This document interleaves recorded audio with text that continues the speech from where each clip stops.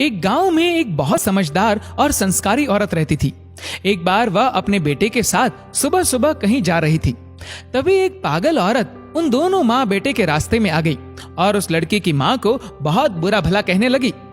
इस पागल औरत ने लड़के की माँ को बहुत सारे अपशब्द कहे, लेकिन फिर भी उस औरत की बातों का माँ पर कोई असर नहीं हुआ और वह मुस्कुराते हुए आगे बढ़ गई।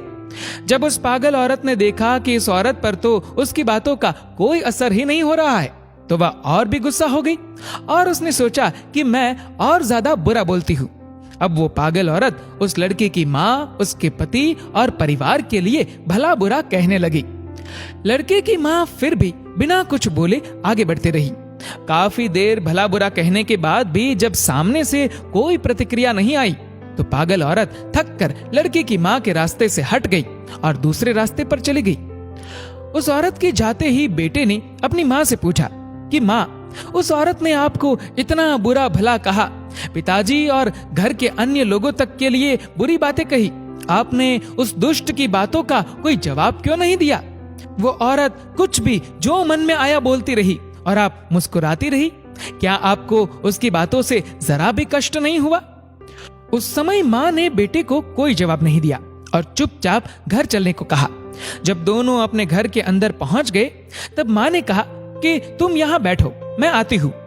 कुछ देर बाद माँ अपने कमरे से कुछ मैले कपड़े लाई और बेटे को बोली कि ये लो, तुम अपने कपड़े उतार कर ये कपड़े पहन लो।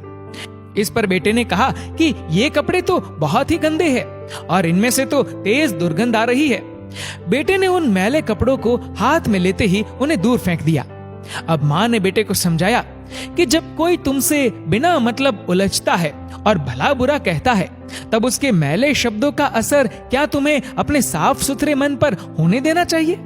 ऐसे समय में गुस्सा होकर अपना साफ सुथरा मन क्यों खराब करना?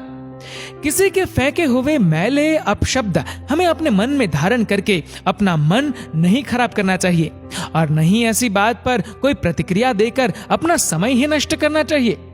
जिस तरह तुम अपने साफ सुथरे कपड़ों की जगह ये मैले कपड़े धारण नहीं कर सकते, उसी तरह मैं भी उस औरत के फेंके हुए मैले शब्दों को अपने साफ मन में कैसे धारण करती। यही वजह थी कि मुझे उसकी बातों से कोई फर्क नहीं पड़ा।